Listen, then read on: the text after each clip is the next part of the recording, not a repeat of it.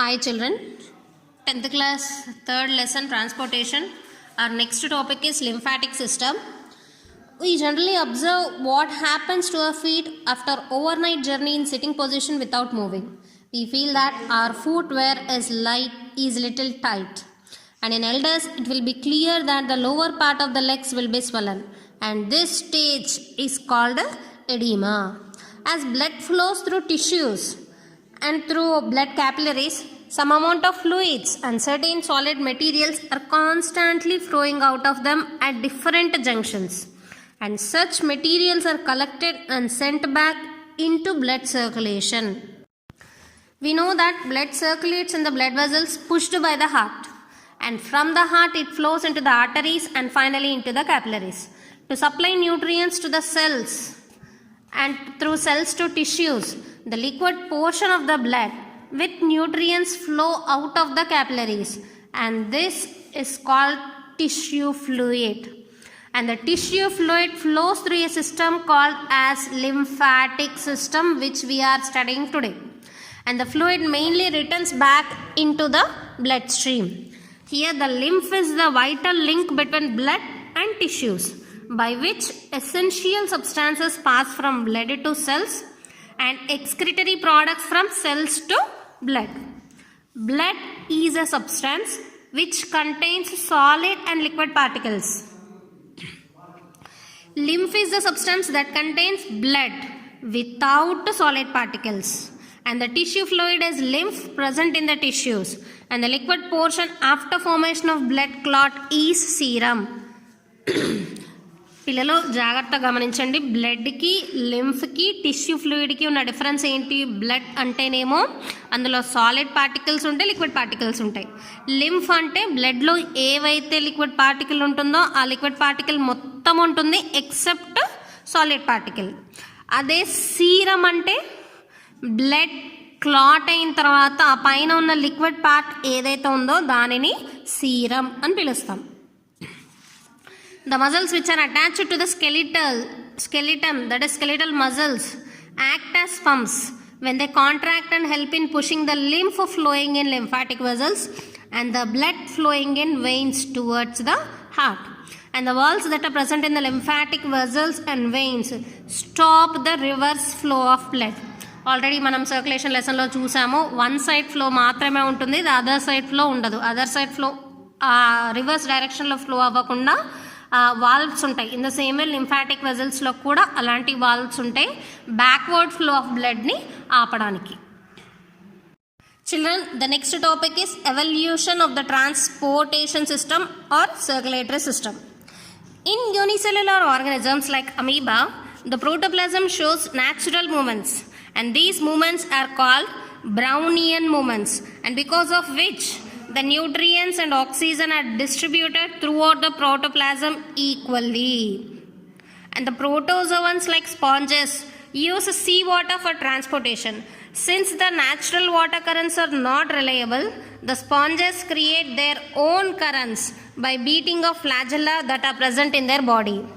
And the cnidarians, which are better evolved than sponges, and the examples of cnidarians are hydra and jellyfish.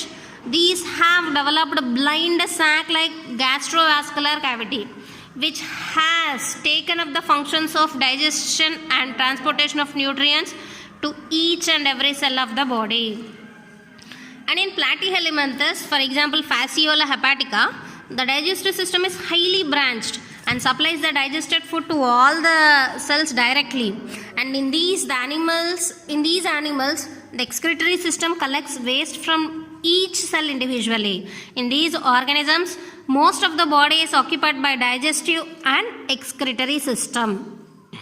And in the animals belonging to Nematohelminthes, like in roundworms, the pseudocoelom has taken up the function of collection and distribution of materials. And the annelids and first eucoelomate animals have developed a pulsatile vessel to move the fluid and the transporting medium, the blood. And in arthropods, they have developed a pulsatile organ to pump the blood, and it is called the heart. And the blood, instead of flowing in blood vessels, floods the tissues directly, supplying the nutrients to the tissues. Oxygen is directly supplied to the tissues by the respiratory system, and the transportation system which supplies the nutrients to the tissues directly is called open type of circulatory system. And we can see this open type of circulatory system in arthropods and many mollusks and lower chordates. And the other type of transportation system where the blood takes the responsibility of delivering the materials which flows in the blood vessels is called closed type of circulatory system. And such type of closed circulatory system is present in annelids, echinodermates and cephalopod mollusks and all the higher chordates. నాన్న ఇక్కడ మీకు అర్థమైంది అనుకుంటా. Open type of circulatory system, closed type of circulatory system. Open type అని అంటే blood డైరెక్ట్గా టిష్యూస్కి కనుక supply అయితే దాన్ని ఓపెన్ టైప్ అంటాము. అలా కాకుండా క్లోజ్డ్ టైప్ అంటే బ్లడ్ వెజల్స్ ద్వారా కనుక ట్రాన్స్పోర్ట్ అయితే దానిని closed type of circulatory system అని అంటాం. The human circulatory system can move 1 ml of blood from heart to foot and back, that is from foot to heart, which is approximately 2 meters long, can be just done in 60 seconds, and it would take more than 60 years for the substance to move across this distance by diffusion. See how our heart is pumping, and this pumping is because of the pressure, and that pressure is nothing but blood pressure. Let us see how the heart pumps the blood through the blood pressure. The pressure provided by the heart is at its highest when the ventricles contract and forcing the blood out of the heart into the arteries, and then there is a drop in the pressure as the ventricles refill with blood from the next beat. The blood pressure is the pressure exerted by the blood on the walls of the blood vessels, and the pressure is developed due to the contraction of ventricles to push the blood into the vessels. The blood pressure is usually measured in the upper arm artery as it varies throughout the body. Doctors measure the blood pressure with a device called sphygmomanometer, and there are 2 readings. One measures the pressure during the time blood is forced out of the ventricles, and this is called systolic pressure.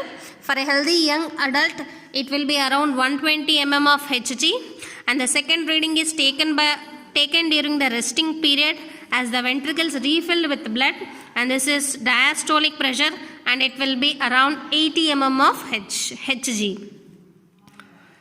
Blood pressure will change according to the activity in which the person is engaged, such as resting, walking and running. People who have high blood pressure during the resting period are said to have hypertension.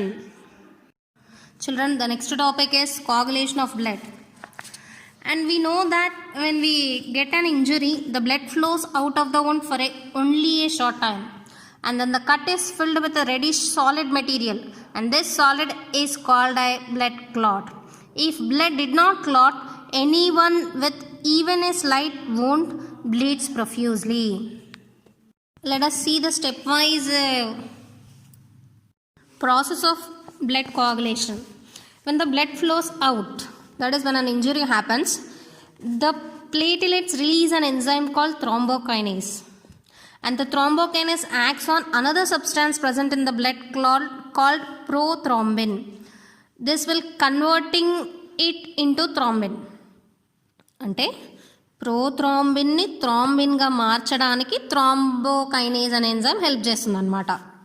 And now the thrombin acts on another substance called fibrinogen that is present in dissolved state, converting it into insoluble fibrin.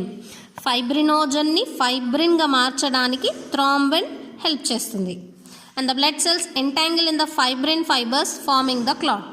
ఈ fibrin అనేది ఎక్కడైతే దెబ్బ తగిలిందో ఆ దెబ్బ తగిలిన దగ్గర mesh లాగా ఒక వలలాగా అల్లుకుంటాయి. And the fibrin fibers are attached at the edge of the wound and pulls them together. And the yellowish straw colored fluid portion after formation of the clot is serum. Normally the blood that oozes from the wound clots in 3 to 6 minutes. But in some people, due to vitamin K deficiency, it takes more time. నాన్న ఇక్కడ vitamin K ఏం చేస్తుంది అని అంటే, if the vitamin K is sufficient then only the thrombokinase will be activated. Okay. Also, due to a genetic disorder, the blood may not clot after an injury, and this type of disorder is called hemophilia. Hemophilia is a common disorder in the children who have born from marriages between very close relatives. And this hemophilia is also called as an royal's disease because first it was found in some queen's blood.